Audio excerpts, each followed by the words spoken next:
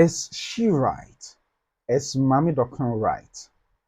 In an interview granted by Grace Omaboe to Asase Radio, talks about how the industry offers no moral lessons in the films that are produced nowadays, and also touches on issues of miscasting and low price, pay to actors. We'll be delving into an article which is an extract of this interview on 3 News, and sort out some of the issues that she spoke about on in this interview that she granted Asase Radio. And also, is acting not supposed to be make believe, or it can get really real sometimes? In an article on in Variety, published in Variety, TomHardy speaks about how some of the fighting and action sequences that he's been in. I mean, notwithstanding some of the martial arts that he performs outside film acting, has really taken a toll on him. We'll be taking a look at perhaps some of the things that he said and how some actors today have, are not as strong as they used to be back in the days when they began acting.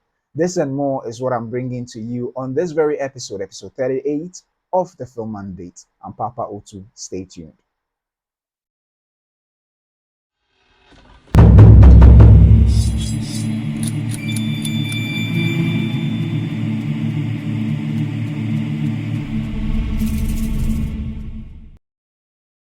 Welcome back to another exciting episode of the Film Mandate. I'm Papa Otu, and I want to thank all of you for joining me for this very episode of the Film Mandate. So, starting with our very first story, this is an interview that Grace Omaboe, the legendary Grace Omaboe, granted Asase Radio last year, August, and she spoke about various issues, particularly moral lessons that are not being, highlighted in Ghanaian movies today. And for those who don't know much about Ghanaian films, the objective of most Ghanaian films is to ensure that you offer moral lessons, and that is part of our traditional, I would say, makeup. That every film or every story, I mean, particularly with the folk tales, offer some form of moral lessons. But with the evolving of the times and perhaps the influence of globalization, things have changed a little than before. And for her being, from that old era, moral lessons not being found in our film is an issue. But she also touched on miscasting and the low price pay for actors, and that is something I would like to touch more on. And I'd like to read this article published on 3 News, and it reads that Ghanaian movies not offering life lessons anymore. Maame Dokono. Ghanaian actress and media personality Grace Omaboe, also known as Maame Dokono, has said that current Ghanaian movies lack life lessons audience could learn. This is an article written by Raphael Garte and published on August 7, 2024. So that's her in your view. And I read, Ghanaian actress and media personality Grace Omaboe has also known as Maame Dokono, has said that current Ghanaian movies lack life lessons audience could learn. According to her, she only watches movies these days just for the fun of it. I look at it, the movie industry, and I laugh in my head because I don't see much lessons in what they are doing these days. I listen to it and maybe I watch it for the fun of it, she said in an interview on Asase Radio Wednesday, August 7th. She added, but during our time, we were not many, just a few of us. When a father should play a father role, he's an old man, an elderly man. He's not made up with mustache and all that powder and all that. She expressed her displeasure when Ghanaian comedian and actor Lil Wayne was once chosen to play her husband. I remember one time they asked me to come and do a Kumawood movie, and somebody was supposed to play my husband. I said, ah, how can a small boy like this play my husband? Maybe I should mention the name, Lil Wayne. Yes, playing my husband. No, it can't happen. I will not play that role because what at all is he going to tell me?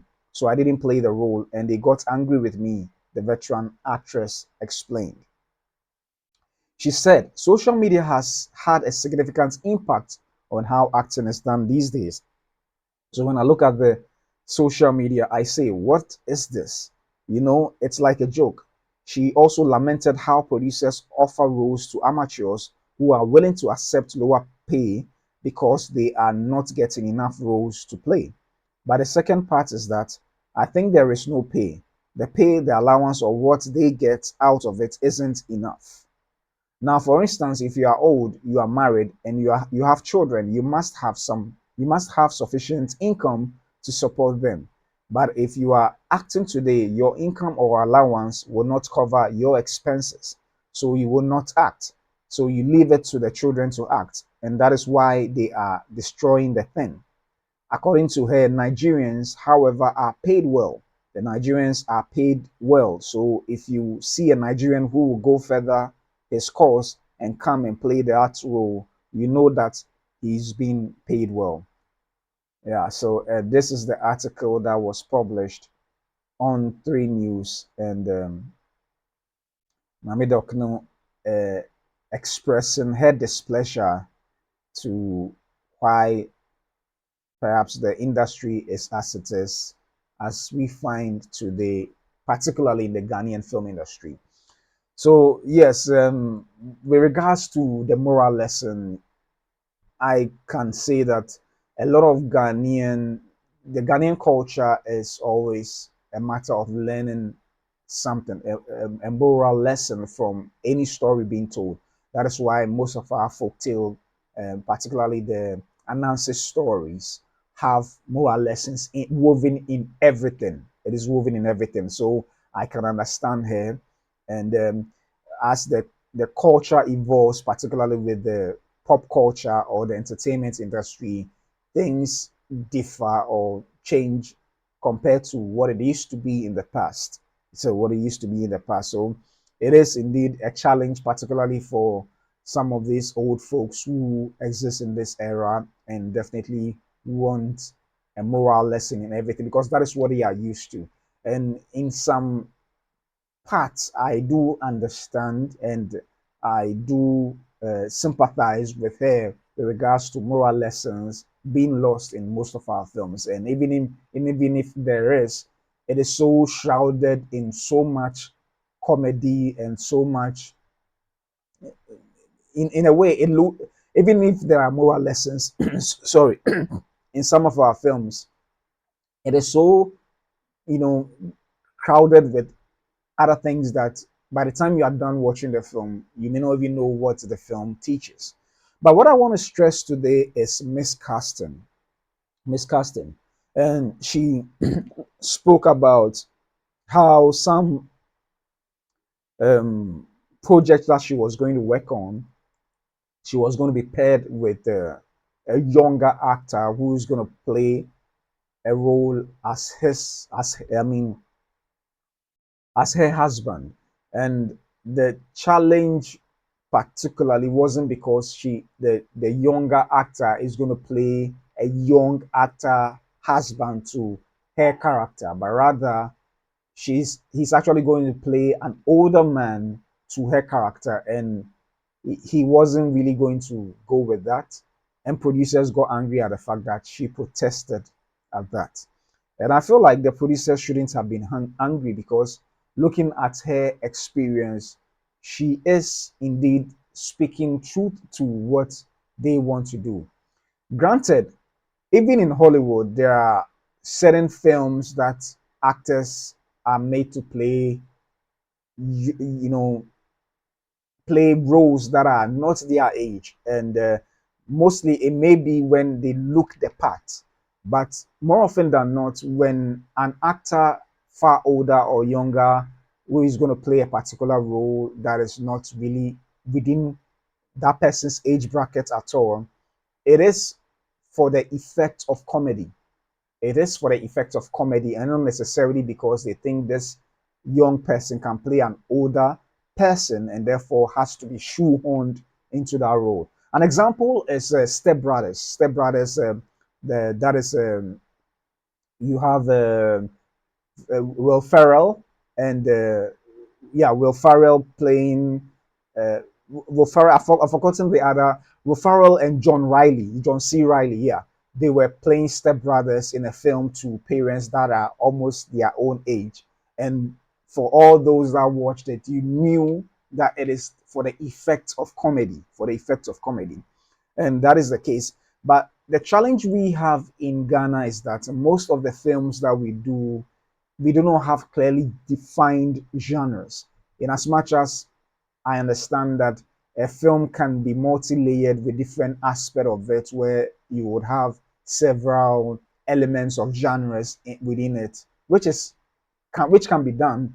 A lot of the films that we do, it's so you can't even define where it actually falls. Where a number of the films are comedy in nature, yet you could tell that there's not supposed to have been comedy. It's supposed to have been maybe thriller or horror and all that. So I don't know which film that she was going to star in necessarily, whether the film demanded that a young person play, an older, husband to her.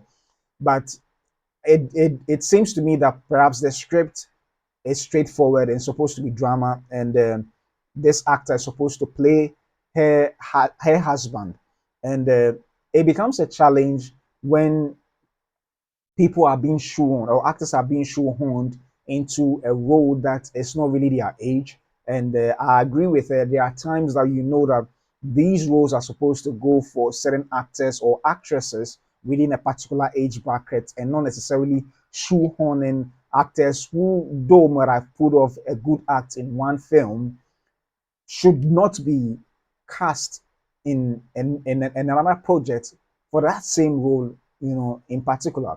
Because if you have a young actor playing an older person and it can be actually seen visibly on screen, it is perhaps for the in our setting for the effect of comedy, for the effect of comedy. And yeah, that has its place, but it shouldn't be a blanket thing where because the actor was able to pull off a good act in that one, it should be same for the other one.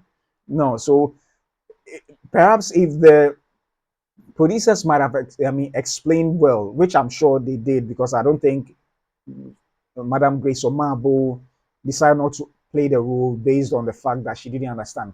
I think it might have been on the grounds of understanding that this is drama, and to cast a younger person for her doesn't really augur well, for what she's bringing to, the production. And bear in mind, she's well experienced. She has decades of experience under her belt, if I'm not mistaken, over 50 years. So she's well experienced both in theater and movie. So for her to voice out her concern, I understand perfectly. And I think producers should also keep in mind that every project should be different from the other.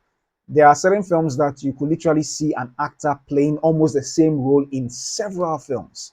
The actor is playing the same role in several films, and there's no clear distinction between whether there's a cinematic universe like the Marvel or it. And we all know that most of these films are clearly separate. It's not like they are connected in any way. So if the actor keep playing the same role, where's the challenge?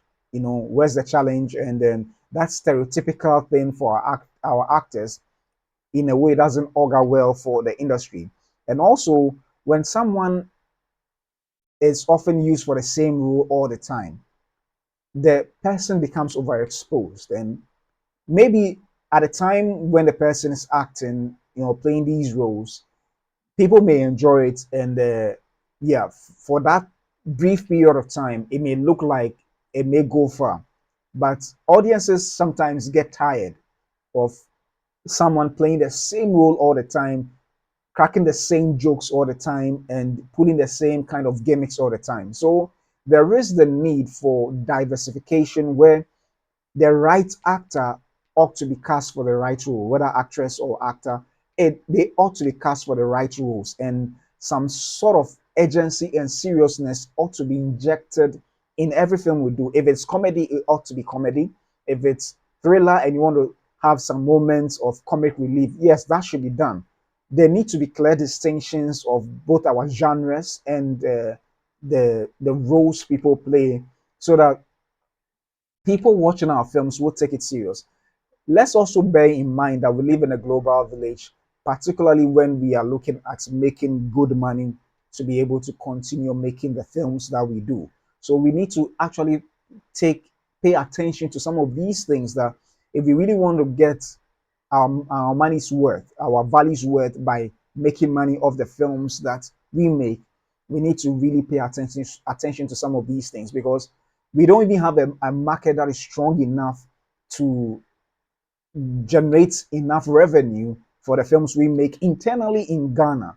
Talk about even Africa and beyond. So if you're looking at making an impact where our films will generate enough revenue to aid us in making films, then we need to pay attention to some of these things. We can't keep casting one person for a role that is not well fitted for that person when there are older actors or veteran actors who can easily play those roles. Who can easily play those roles. So there needs to be some form of seriousness paid to some of these things. I may understand that yes, an actor may have pulled off a stint and it worked so well, but if that is going to continue in other films, then it may not augur well for the industry. As it stands now, a lot of these films which were hailed back then, people don't really pay attention to it now. And it is a problem. It is a problem. So I understand where Grace Omaboe was coming from, and also the issue of low pay to actors. It is not helping the industry in the sense that if you are just looking at churning out movies without necessarily paying attention of coming up with something worth it, worthwhile, that will stand the test of time, then maybe that practice can still continue. But then there is the need for us to be able to pay an actors, their worth. And then if perhaps the monies or the funding is not available, we could look at points pay where an actor could get a percentage in the revenue when the film has run its theatrical course and maybe has gotten some rights to air in certain territories. So it is time perhaps for the Actors Guild in Ghana or to really pay attention to some of these things, because for some productions, just as Maame Dokono says, it is literally allowances. And if granted, if that is the agreement between producers and the actors of that said production to get it done, that's fine. But there is the need to have some form of protection, not just for actors, but in all guilds, they need to also find a way of protecting the interests of all crew members involved in a production. We need to evolve. If we want the industry to grow, we can't keep repeating the same things and expect the industry to grow. Producers must understand that actors deserve to be paid well so that they can also give their best. If you want to keep seeing them in the industry, we need to make sure that they are paid well. And also vice versa, producers also need to get their money's worth when they bring on an actor to deliver performances. So there is the need to pay attention to some of these things, and the guilds must be up and doing to ensure that their members are protected, even if they may not necessarily be part of the guilds. Actors broadly, or whichever crew members they may be broadly, should have a cut-off point when it comes to pay, below which no actor is supposed to charge. There must be some kind of rating system that all crew members may have to adhere to, whether you belong to a guild or not, because at certain price points, below certain price points, is simply highway robbery, and it's not really the best for the industry, particularly when we are desiring that the industry grows. It's so funny sometimes how we complain that the industry is not growing, but we forget that as industry people, our little our actions in our own small corners has contributed to the downfall or the how frail our industry is. So collectively, we need to really pay attention to some of these things. We may gloss over it and think that, oh, this doesn't really affect the industry, but it does. Low price pays to actors affects the industry, where a lot of us see, on social media, some of these veteran actors in ill health and in poor conditions, and they couldn't even take good care of themselves, and they passed on to glory. So it is not really the best when we see some of these things on the news, and then we come back and still pay them low price pays, and it's not really the best. So I think collectively as a whole, whether you're a producer, a crew member, the guilds should be up and doing to help formulate policies that will protect all crew members and cast members of productions. It ought to be done if we really want to build a formidable film industry. So yeah, this sums up my first story. If you have any view or divergent view or any comments whatsoever with regards to this particular topic, you can leave it in the comment section down below. And moving from that to Hollywood in particular, in an article published in Variety, Tom Hardy, the actor of Venom and Bane in the Dark Knight Rises, speaks about how his body is not as strong as it used to be. Granted, his complaint is not necessarily attributed only to the acting roles that he has performed, but being a martial artist as well, he's had bruises outside the film industry. But I mean, albeit these are issues that actors over time have come to dealt with, and it is indeed quite worrying and troublesome sometimes. So, in an article published in the Variety on May 13th by Zach Schaff, Tom Hardy says his body is all failing to bits now after action movies and injuries. It's not going to get better, he says. So he's the one in your shot. Now, Tom Hardy said in a recent interview with Esquire UK that his body is past the point of healing after a life spent getting beaten up on movie sets and real life during martial arts tournaments. The actor is well known for getting physical on screen, be it as Bane in The Dark Knight Rises or as Max Rokatansky in the Mad Max Fury Road. Films such as The Revenant, Warrior, and the Venom trilogy have also gotten Hardy bruised and battered over the years. I've had 2 knee surgeries now, my disc herniated in my back. I've got sciatica. Pardon me, I'm not so familiar with this word. I'm not familiar with the word. Hardy told the publication, and I have that. Is it plantar fasciitis? These are all medical terms that I'm not able to pronounce. Pardon me. Where did that come from, and why? Why? And I pulled my tendon in my hip as well. It's like it's all failing to bits now, and it's not going to get better. Hardy currently stars opposite Pierce Brosnan and Helen Mirren in the Paramount Plus crime series Mobland. He also headlined his latest action movie with Gareth Evans, Havoc, which started streaming on Netflix at the end of April. Hardy's comic book movies days are behind him for now. He debuted as Venom in Sony's 2018 movie, which grossed a huge 856 million at the worldwide box office. He reprised the character in 2 sequels: 2021's Venom, Let There Be Carnage, and 2025's Venom, The Last Dance, the latter of which was billed as Hardy's last outing as the character and grossed $478 million worldwide. Yeah, so that is a story that Tom Hardy offered to the Variety. And this indeed is a problem in the industry where sometimes acting can get so real, because we know that filmmaking, particularly the part or aspect that actors play, are real, make believe. So nobody's supposed to be hurt necessarily, and you know, unfortunately, it hasn't really gone that way. There are times and instances where actors or stuntmen, sorry, have died as a result of a particular action on set.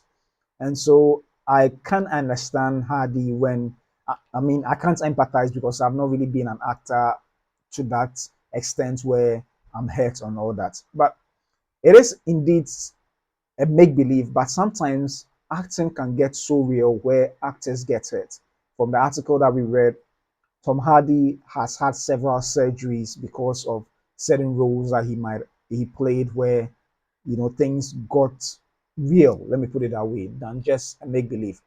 Some actors now, like John Wick, John Wick actor Keanu Reeves is saying that his knees are not as strong as he used to be, and then in terms of starring John Wick 5, he hopes he will be able to have the strength to perform as he has done in the earlier installments in the franchise. And he starred in Matrix, and he's also a real life martial artist. You have people like Jackie Chan getting hurt on set several times because of some of the stunts that he pulls off. And granted, it is indeed a risky business. Whoever says acting is not a risky business, it can get really real sometimes where people get really hurt and they have to be hospitalized for days. And Jackie Chan is one example of that. You have Tom Cruise pulling off his own stunts and then getting hurt in the process. And stuntmen they have never been praised enough. And I'm so happy that come 2027, the Oscars have come up with a category for stunt design to recognize the efforts of stuntmen in movies. And The Fall Guy in particular is a movie that sort of revealed how stuntmen go the extra mile in making our movies look so good that we so enjoy. So the industry indeed, though it's make believe, there are times that it can get so real that actors get hurt, even to the extent that some actors have died as a result of something going amiss on set. Those are exceptions, which wasn't supposed to have happened.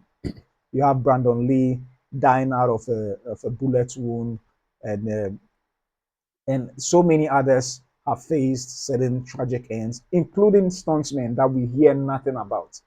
Stuntmen have died in the process. So it can get really real sometimes and it can get really tragic, even though it's meant to be make believe. So I'm sure, particularly in the West and East, they are still trying to come up with technology to ensure that actors are protected or actors are safe when they are performing certain stunts that are really, really, dangerous, So in places like this, they try to bring about CGI to make up for certain stunts performances that cannot be achieved, in real life, because that would really result in the death of perhaps paralyzing the actors completely.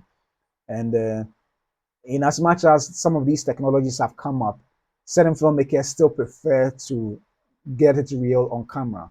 And therefore, that comes up with the fact that safeguards and measures are being put in place to ensure that these actors don't hurt themselves to an extent that they may lose their life or may result in them not, continue in their passions and make money off it.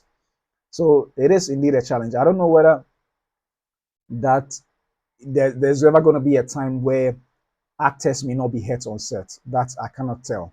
But I know for sure that time over time, particularly in the well-developed film industries, there are always measures being put in place to ensure that things, productions that has the tendency of putting actors at risk may be, protected. They will put certain mechanisms in place to ensure that they are well protected and then they don't, hurt themselves to an extent that maybe they may even lose their life or lose their livelihood. So yeah, it can get real sometimes, and it is acting can be really dangerous sometimes. So yeah, Tom Hardy's issue or concern about his body failing past healing, it is indeed real. It can really get real sometimes, and we hope that actors all over the world will be protected and will be safe in their performances as they entertain us. So yeah, this sums up or wraps up my stories for today. If you have any comments, you can leave them in the comment section, and let's talk movies. Thank you so much for joining me this very episode of the Film Mandate. I'm Papa Otu, and I'll come your way once again tomorrow with the Film Mandate. See you soon.